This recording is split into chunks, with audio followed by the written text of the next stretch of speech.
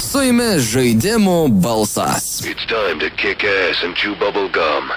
And I'm all out of gum. Labas vakaras, Hebra, čia žaidimų balsas per Power Hit Radio. Edgaras ir Sigitas studijoje. Labas, Sigitai. Labas visiems, labas Edgarai. Atsiprašau, Dominiko nėra šiandien. Taip. Ir tai yra didžiulė bėda. Bet bandysim šiek tiek ištaisyti problemą. Yes, mes bandysim dabar Dominikui paskambinti tiesiog ir pažiūrėsim, ar jisai pakels ragelį ir kaip jis galės pasiaiškinti, kodėl jo šiandien nėra studijoje. Nes jis kaip ir man atrodo žadėjo, kad, gerai, gal nežadėjo. Čia yra tradicija, jeigu nėra, tai turi pasiaiškinti, kodėl. Reikia paskambinti, jo, čia jau kaip ir be šito nebeįmanoma bus. Tai aišku, tikėkime, kad Dominikas pakels ragelį ir pasiaiškins, kodėl jisai taip negražiai pasielgė. Gal netgi kokią naujieną galės papasakot mums. Jo, čia gali būti jam užduotis, turės naujieną papasakot kokią nors iš šios savaitės, kadangi jo nėra. Jis minėjo, kad jis kažkokį tai renginį dabar daro. Organizuoja. Ką jis nesąmonė. Visų galų meistras. Barbišito darbė. Taip. Montuoja, filmuoja, renginius daro.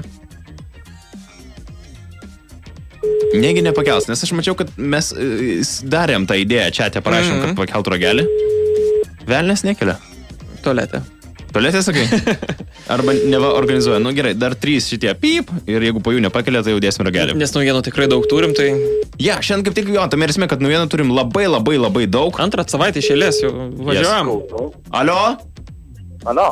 Su ko šnekam? Su Dominiku Derkenčiu. Dominikai, prašau pasiaiškinam, kodėl tavęs nėra čia. Nes, organizuoju rytoj Baltuose Drambliuose renginį, mėly klausytojai, kur...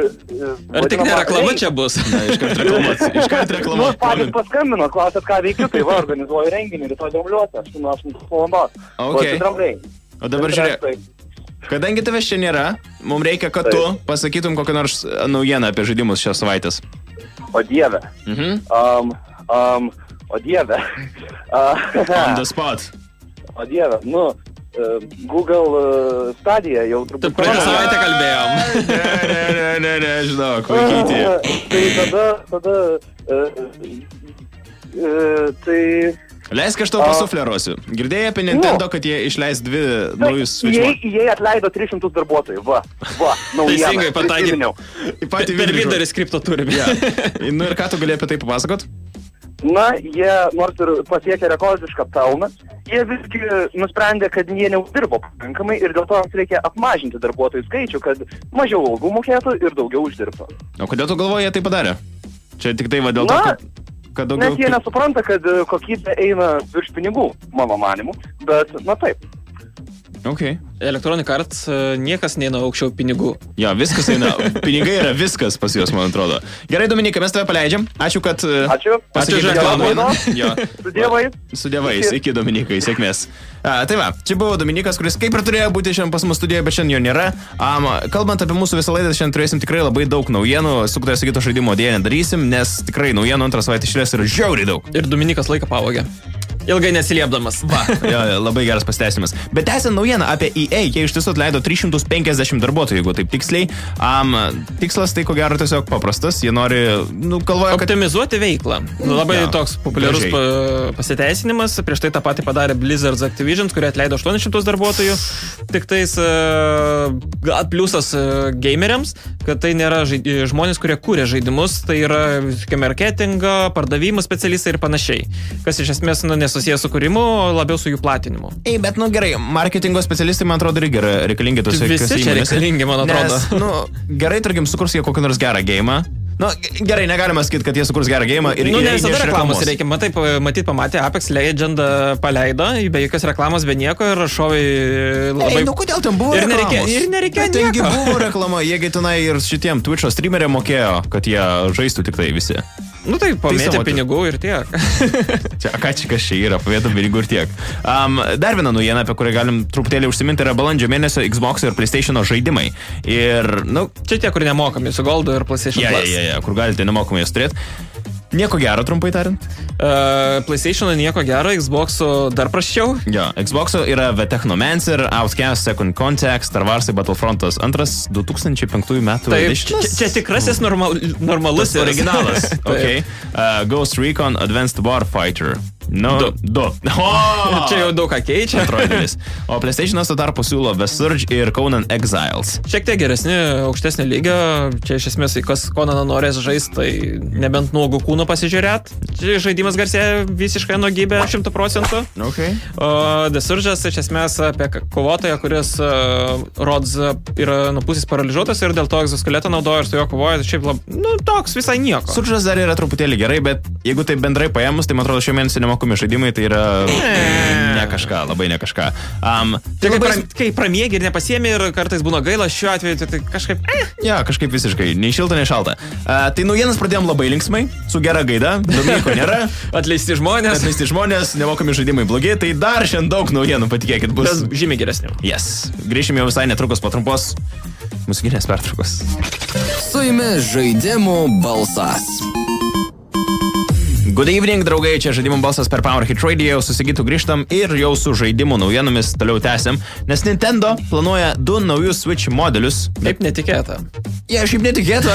Man tai tikėta, iš tikrųjų. Tikėta tau buvo? Nes vis vien, jeigu jau Microsoftas, Sony leidžia ten kelius modelius tos pačios konsolės, tai kodėl tavo nepadarė Switch'ai? Tai yra Nintendo. Aš tik tai taip giliai nesidomėjau, kas, kalbant apie tą kokybiškesnę, brangesnę ir tokią labiau beefį. Didesnis ekranas. Koks? Didesnis. Ten ATP bus? Aš nežinau, ar ta konsolė yra galingesnė, bet kai ji didesnė, tai tikrai. Bet nes dabar, koks yra ekranas ant dabar Switch'o? Ar tik tai ne 720p? Man tai atrodo 720p. Airiška? Jo. Nes jau galėtų, gal meluoju. Ne, ten žaidimai gerai atrodo, iš tikrųjų, bet pagrindė visien ant nešiojamo to režimo nereikia tos didelės raiškos. Tai visien pagrindinė raiška yra pajungus prie televizorių, kur šiek tiek jau padidėja tada. Tai manau, kad ta didesnė, brangesnė konsolė, tai gal kas labiau norės kažko geriau šiek tiek, okay. O kitas modelis tai turėtų būti mažesnė ir tuo pačiu pigesnė, kas iš esmės 3DS nori, man atrodo, pakeisti. Tai jokios revoliucijos jie nepadarys, tiesiog iš esmės truputėlį pakeis konsolės. Kol kas nėra visiems dar daug kažkokių nuspręsta, kas kaip bus, oficialiai bus paskelbta kiek vėliau, tai spėliojam. Spider-Man'o kūrėjai, Insomniac Games, kurie visai neseniai sukūrė labai gerą Spider-Man'o žaidimą, kurio Sigitas taip ir dar nepraėjo. Ateis laikas ir jam. Taip, kaip ir Red Dead'ui. Jie pristato naują Open World žaidimą Stormland skirtą... Pala. Būgnai. Nerandu, palauk. Tuoj. Skirtą... Oculus Rift. Yes. VR-ui bus skirtas naujas tas žaidimas Stormland. Gal reiktų tiesiog paaiškinti visiems žmonėms, kurie dabar žiūri, kurie klausosi, dėl ko mum nelabai daug... Smagu, kodėl tai nėra. Daug smagu, kad tai yra VR. Nežinau, nes man VR-as vis dar yra kažkas tokio... ne. Esmė, žaidimas atrodė gerai ir istorija ten tikrai įdomi, ten apie robotų civilizaciją, kurios tenais atėjo galas, ten visi žūna, kažkokie priešai, ten atrodo gerai ir iš tikrųjų išvaizda gera, istorija gera ir VR. Bet kodėl? Ir dar daug kas rašo, technologija... pagaliau galėsim normaliai išnaudoti Oculus tos valdiklius prieš pelę ir klaviatūrą. Ne. Nes man problema su VR, man vis dar tenai yra būti to virtualioje erdvėje. Aš nesu buvęs ten labai daug, bet kiek teko būti, nežinau, gal po kiek laiko, kai ilgiau žaidži pripranti, man vis dar pykina. Jo, pykina tiesiog, nėra malonu ir nėra patogu tiesiog. Ir apskritai, čia gal labiau toks reklaminis triukas, nes greitų metų išleidžiamas Oculus Rift S. Kitas modelis, pigesnis, ne kažką geresnis. Speed. Small. Nežinau, kažkas tokio. Bet tikrai ne Speed. Supratau. Tai dėl to gal bando, kaip sakant, reklamuoti ir stumtos reikalus, bet nežinau, Insomniac studija tikrai nebloga ir tų žaidimų gerų tik pridariusi, kaip ir Spider-Man'as, kažko tikrai gerą tikėjomės ir VR. Gaila, kad atėmė to iš mūsų. Aš šiaip, netgi, kai skaičiau šitą tavo visą naujieną, galvojau skirtą ir rimtai tikėjau, kad bus kažkas naujo. Tai dėl to daug padariau taškiuką, kad būtų įdomiau. Tai vas po to buvo labai liūdna. Bet judant prie įdomesnių naujienų ir geresnių, gal šiek tiek, Wolfenstein Youngblood bus išleistas Liepos 26 dieną ir turės daug pakvietimo funkcijų. draugo pakvietimo funkcija. Yes, galėsite su draugais kartu žaisti co-opą. Esmė tokia, ką reiškia ta draugo pakvietimo funkcija, čia labai panašiai kaip A Way Out buvo. Esmė tokia, kad vienas žmogus perka, dviesi gali žaisti, antras žmogus net neturi būti nusipirkęs, tiesiog užtenka jam atsisiųs. Okay. Tik tokia versija kainuos 10 eurų brangiau, tai yra vietoj 30, kainuos 40, tai už 2 žmonės 40, man atrodo, visai normaliai. Bet jeigu, tarkim, nori vienas perėti žaidimą, tu turėsi sumokėti tik tai 30 eurų. Taip. Tai klausai, bet čia šitas žaidimas skaitosi kaip DLC, ar čia kaip naujas žaidimas? Standalone DLC. Tai reiškia, kad nereikia pagrindinio žaidimo, galėsi papildomai tiesiog... Pati istorija šiaip mane sudomina iš tikrųjų. Čia kaip Far Cry's Blood Dragon. Kažkas taip. Panašaus. Labai panašaus, man atrodo. Bet man atrodo, kad būtent įsitvirtintas reikalas su draugo pakvietimais, kad nereikėtų kiekvieną pirkti, būtų labai faina. Nes vieną iš trailerio pažiūrėjau, čia yra tas žaidimas, kur atrodo, kad reikia draugo, kad jį žaisti. Jis toks fun, tiesiog. Jis grinai kooperatyvo toks. Taškai visus šeilės. Tik jeigu vienas žaidė, kad žinai, ar įdomu, ar antras gan kvailas, ar ne? Nėra skirtumo. CD Projekt Red pelnas 2018 metais krito net 45%. CD Projekt Red yra tie vyrukai, kurie mums atnešė tokius žaidimus kaip Witcher visą seriją ir greitų metų turėtų išleisti, gal ne greitų metų, bet turėtų kažkada išleisti Cyberpunk 2077. Ir aš tai laisvai galiu paaiškinti, dėl ko 2018 metais jam krito. Labai panašiai kaip su Rockstarais. Nes jie neišleido nieko. Taip, ta pati studija, kuri leidžia retai, bet kai išleidžia, tai užsidirba 10 metų į priekį. Taip. O kada dėl Cyberpunko mes turim kažkokių naujienų? E3 parodoje labai tikėtina, kad bus pranešta išleidimo data. Labai tikėtina, nes CD Projekt atstovai pasakė, kad tai bus pati didžiausia E3 paroda jų istorijoje.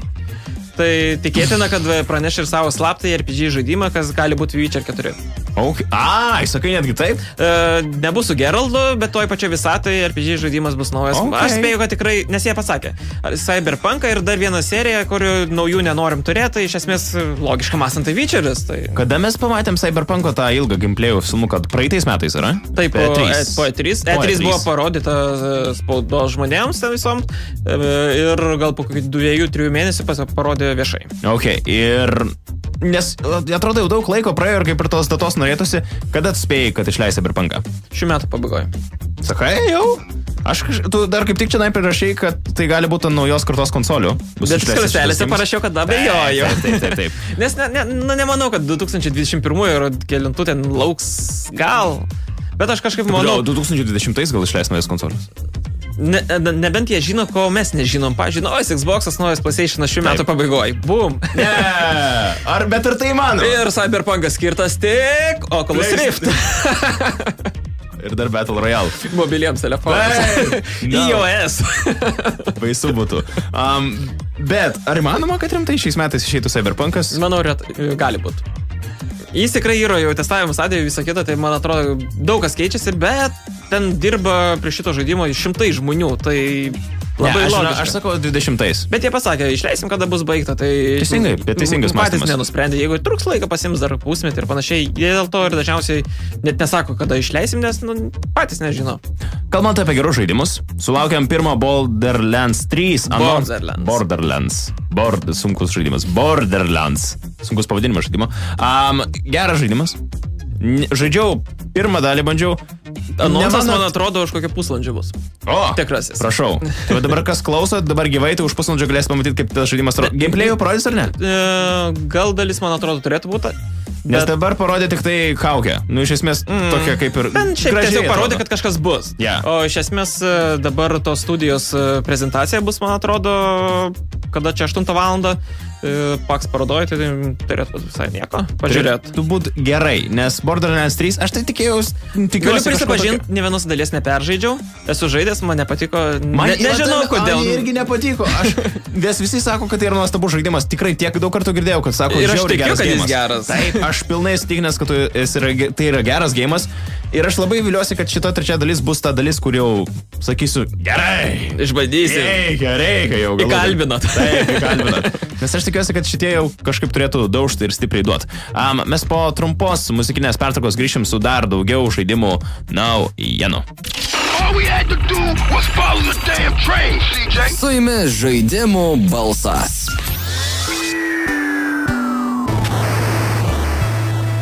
Visas realiai tokios karščiausios, įdomiausios žaidimo naujienos vienoje vietoje čia yra per žaidimo balsą ir mes toliau šnekam apie tas naujienas. Atskleistas naujas The Lord of the Rings žaidimas, kurio pagrindinis personažas yra Golumas. Paskutinis šitų Lord of the Rings žaidimas buvo Shadow of Mordor. Ar teisingai? Shadow of War. Vienas iš jų. God of War. Kažkas iš tų, bet aš atsimenu, kad jis buvo geras. Dvi dalis iš tikrųjų buvo to, bet čia visai kita studija prie to dirba ir čia kūrė grinai pagal novelės.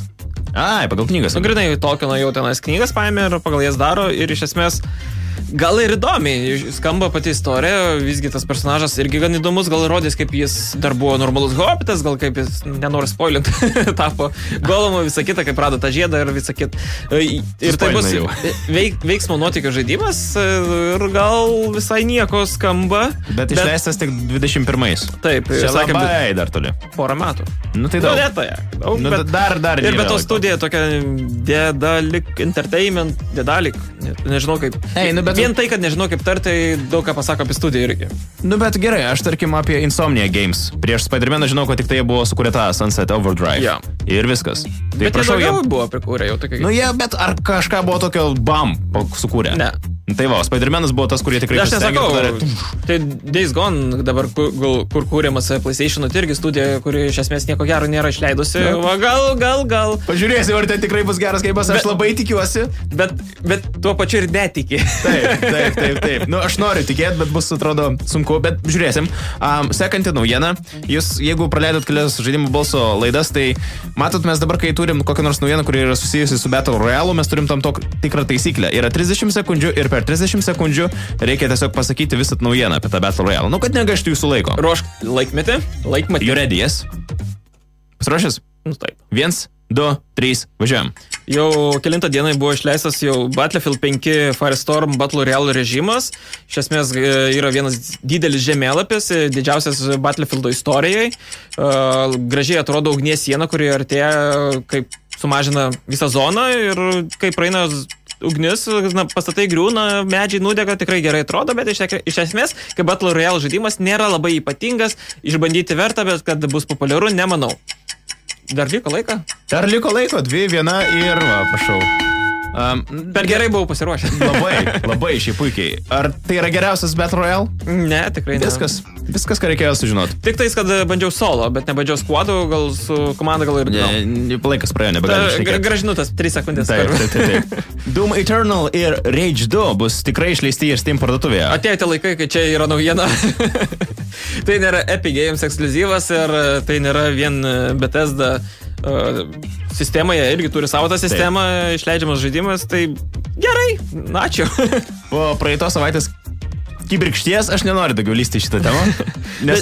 Bet to, man atrodo, šitie būdų žaidimai bus tikrai topiniai šiais metais ir kiek žiūriu Rage'o, ten bus geras, tikrai geras, crazy ir gerai atrodantis ir... O, tarp kitko, Rage'as... Geras šaudyklė, tikrai. Rage'as 2 ar Borderlands'ai 3? Oi, Rage'as 2, aišku. Tikrai, bet jie panašus? Ne, čia be konkurencijos. Bet jie man panašus? Asmeniškai be konkurencijos, tikrai. Nes aš kaip tik sakyčiau, žinau, kad gal Borderlands netgi, jie kažkiek taip labiau įsitvirtinę, man atrodo, tokia serija yra. Gal... daugiau fanų, bet nežinau, aš labai mėgstu tokio netiek RPG ir panašiai action. Okay. O dėl Doomo tai yra geras pasakymas, kai yra Dark Souls, sako, tu esi įstrigęs su demonais, o Doom'e demonai yra įstrigęs su tavimi. Tai va, čia labai panašiai ir bus. Kalbant, kadangi vis tiek užsiminė apie Dark Soulsus, norėjau labai trumpai pašnekėti apie Sekiro, Shadows Die Twice, yra nepraseniausiai šie žaidimas, tu dar nebandėjai, ne? Nebandžiau, bet žaidimų balsas ruošia. Jau apžvalga jau kepama ir sakė, sunkus ir vos nesunkesnis už Dark Soulsus. Ir visi įgūdžiai įgyti Dark Souls'e pakiša taukoja būtent Sekiro žaidime. Nes viskas šiek tiek kitaip. Kokie sukti velniai tie From Software. Nes aš tik girdėjau, kad čia yra būtent tas žaidimas Sekiro, jeigu anksčiau nežaidė Dark Souls'ų, tai galite į šitą seriją kaip ir dabar įeit. Ir aš pagalvoju, gal čia tikrai yra mano akimirka. Kai pasimsiu aš tą game ir tapsiu vienas iš tų fanų. Žinai, kaip Dark Souls'ų fanai yra. Čia, žinai, pradėsiu žaisti krepšinį. Taip. Ir pirmas rungtynės NBA. Taip, būtent. Toks prirašymas, kur šalia ateini, bosas stovi ir 6 valandas kapoja. Taip, bet tume esmė, kai aš grinai pamačiau, kad Twitch'e streameriai po 3, 4, 5, 6 valandas vieną bosą bando nužudyti. Kurie šiaip jau patyrę žaidėjai būna. Kurie visus Dark Soulsus yra perėję. Nu, sorry, bet aš nežinau, reikia labai daug nervų turėti tą žaidimą žaisti. Ten yra, wow, tiesiog miršti, ne iš naujo, miršti, ne iš naujo. Ir tai dabar labai daug. Apie nervus, kaip pasakei, atsiminiau, vienas žaidėjas Skyrimą žaidė ir ten yra žaidime 5 šakutės, kurias galima naudoti kaip ginklą. Okay. Jis perėjo visą Skyrimą su viena šakutė ir dar surinko visus kibirus esančius žaidime. Wow, bet reiškia, įmanoma? Ne, tai reiškia, kad gyvenime neturi ką veikti. Arba tai, good point, bet... O aš kaip tik dar esu kažkada galvojęs, Dark Soulsus įmanoma pereiti tiesiog su rankom, ne? Žmonės ten prijungia meškerę ir ten pereina. Nežinau, man atrodo įmanoma, jeigu įmanoma, tai YouTube'ai tikrai yra. Jo, dar vienas good point. Apple pristatė Apple Arcade paslaugą, kažkas panašaus Xbox'o Game Pass'ą, tik tai blogai. Jeigu esat Apple oboliukų fanas, tai šiek tiek galit nueiti radiją, man atrodo, nes pasakysim tiesą, šita paslauga yra šia. Nu, su Apple viskas ok yra, bet jų to... Supuvęs obolys gavus šį kartą tikrai. Jie tiesiog bando pristatyti tokį dalyką, įsivaizduokit, kad turit savo visus mobiliosius žaidimus, kurios, tarkim, kai kurie mobiliai žaidimai yra mokami. Nu, retas, bet yra. Kai kurios reikia sumokėti. Tai vat Apple bandys dabar padaryti taip, kad jūs į mėnesį visą laiką pastoviai mokėdavot kažkokį tai sumą pinigų, kad tik tai gautumėt tuos visus žaidimus. Tai nebus jokių AAA žaidimų, tie didėjai, pamirškite. Nes turi veikti ir ant Apple TV, ant iOS ir Mac'ų. Tai jeigu jau ant telefono ir televizorius turi veikti, jau tikrai dažniausiai bus mobiliai arba labai indie žaidimai. Tai, aš tikiu, virš 100 žaidimų, bet iš tikrųjų atsimeni tos laikus, kai Apple buvo tie, kurie nori būti originalus. Taip. O dabar, Xbox'as turi Xbox Game Pass'ą, davai padarom tą patį. Aš šiaip tikiu, kad, žinok, jie išleis bent vieną, du kokius gėjimus, kurie tikrai bus geri. Bet yra jau tokie... Indie tokių, žinai, kur tikrai kokybiškai, faini žaidimai, gera idėja, geras konceptas. Kuriuos geriau tiesiog nusipirkti. Jo, tiesiog galų galę paimkite tą vieną, išsipirkit, bet tokį mėnesinę kažkokią daryti prenumeratą, nežinau ar verta. Ir daug apžvalgininkų tą patį sako, kad tai nevykusi paslauga, iš esmės, nebent vaikai iš mamos pasiėmė kreditinę kortelę, visgi bandys, aišku, gal bus ką veikti tada jie. Death Stranding žaidimas dar net nepasiekė testavimo stadijos, tad išleidimas dar yra tikrai tolokai. Ten, man atrodo, ta pati stadija, kai atsiranda idėja, ją įgyvendina, paskui jie išmetė jau tikrai toli iki paskutinio... Koks keistas tas žaidimas? Etapo, tai... Koks keistas. Ir ten gali bet kokią idėją padaryti ir ten bus normalu. Davai padarom minulį žalę. Davai, ir viskas normalu. Bet man atrodo, galutinis variantas bus keistas, bet turėtų būti tikrai įdomus ir be to jis žiauriai gerai atrodo. Jis, taip, grafika gera. Aš nežinau, bet man vis tiek dar reiktų tokios istorijos įdomios, kur jau įtrauktų. Nes jeigu bus visiškai tiesiog, žinai, pasiėmė daug minčių ir tiesiog metė jas į sieną ir pažiūrėjo, kas ten išsitaškė. Nežinau, aš tikiuosi, kad bus gerai, bet dar labai irgi daug klaustukos iš to yra. Kojima gal visgi sugebės. Išspaus kažką. O šiaip iš tikrųjų, čia irgi pasižymėjau net sąraše, kad visgi gal jaučiamas jau PS4 ekskliuzyvus stygius. Kodėl? Išvardink 3 ekskliuzyvus, kurie išeina šiais metais ant PlayStation 4. Šiais metais ant PlayStation? Aha. Kurie išeis ar išeis? Išeis. Days Gone. Šitą jau žinau, ko pasakysi. Last of Us 2. Nemanau, kad išeis. Išeis, bus šiais metais. Čia grinai bus PS5. Ne, aš manau, sakai, PS4 galo visiems. Jo, PS4 galo ir ant PlayStation 5 vėl išleis, bet tokią gerą jau versiją, kur žinai, su geresniam grafikom. Na gerai, sekantis. Neturiu, žinau. Bet praeitį metai. Dabar tu žinai, kaip aš jaučiausi 5 metus, būdamas Xbox fanu. Taip. Aš tiesiog manau, mes dabar esam toj žaidimų pasaulio stadijoje, kai visos studijos, tos didžiausios, fainiausios, jos kūrė. Jos kūrė ir padarys greitai. Manau, tikrai PlayStation kūrėjai ruošia staigmenų, nes kalbėjau su PlayStation atstovais, jis sakė, turim numatę šiais metais dar dalykų, kuriuos sužinosit. Gotta do some. Tai, man atrodo, galim būti pasiruošę, kažkas bus įdomaus. Ruoškit savo piniginės, reikės taškit. Sony, tie patys nuo balandžio 1 uždraudžia pardavinėti PlayStation žaidimų raktus kitom parduotuvėm. Ką tai reiškia? Tai reiškia, kad yra parduotuvės, kurios pardavinėja žaidimų raktus, šiek tiek pigiau negu oficialios parduotuvės ir tai dings. Tai reiškia, kad norit nusipirkti skaitmeninę žaidimo kopiją, tą galėsi padaryti vien iš PlayStation Store. O tai kaip, pavyzdžiui, būna pardavinėja gift cardus kitos parduotuvės, kur tu, tarkim, nusipirkė iš jų kodą, tu jį suvedė ir kodų nebebus. Niekur. Nuo balandžio 1. Bet čia ne balandžio 1 pokštas? Ne. Eik, tu savo, tai šiandien gerai. Ta pranešė, man atrodo, beveik prieš savaitę beveik, bet jau normaliai patvirtino, išsintinėjo visus pranešimus, tai gali pirkti tais iš PlayStation'o, tai reiškia $60 žaidimą. 60 eurų. Ei, bet palauk, o tai jeigu, tarkim, tu gyveni Lietuvoje, bet turi Jungtinių Amerikos valstijų regioną, tai tu iš esmės Tu gali pirkti iš PlayStation Store US. Tu negali pasipildyti sąskaitos. Ne, tai tu... Tau reikia susikurti tada PayPal'ą, kuris veiktų. Tu gali nusipirkti tuos sąskaitos papildymus, bet pačio žaidimo rakto. Tai sąskaitos papildymą gali nusipirkti. Nes va, tame esmė. Nenoriu sakyti, kad galėsit, nenoriu sakyti, kad negalėsit. Nes labai yra daug parduotuvių, kurios žaidimų tikrai, o va, kortelių tai būtų jau tikrai didelis šokas. Nes jeigu kortelių tu net negali nusipirkti, čia jau bus tiesiog viskas. Aš perku Xbox'ą. Arba tiesiog pastovi reikės pirkti diskus. Bet ir diskų greit nebus. Bet tai čia Sony vėl parodė savo tokius rogus, kad nėra jie draugiški. Šiaip, klausykit. Aš visą laiką sakau, kad Sony yra fainas, bet man vienas dalykas visą labai nervina. Kodėl jie vis dar nesupranta, kad Lietuva irgi yra regionas? Mes esam žmonės. Tai Xbox'as. Xbox'as irgi neturi. Ja. Xbox'as ir Sony tiesiog mes apie juos tiek daug šnekam. Kiekvieną savaitę, kiekvieną dieną. Žinai, čia ta šalis. Čia ta šalis kažkur, kur yra labai toli. Tai, bet ties didžiosios bendrovės, Microsoft'as, Sony mūsų kažkaip dar peticija buvo tiek prikurta, kad pridėkit Baltijos regioną, pavyzdžiui, ant Steam'o irgi, kad būtų kainos biškai mažesnės, bet tai to nebus. Neįdomu jiem.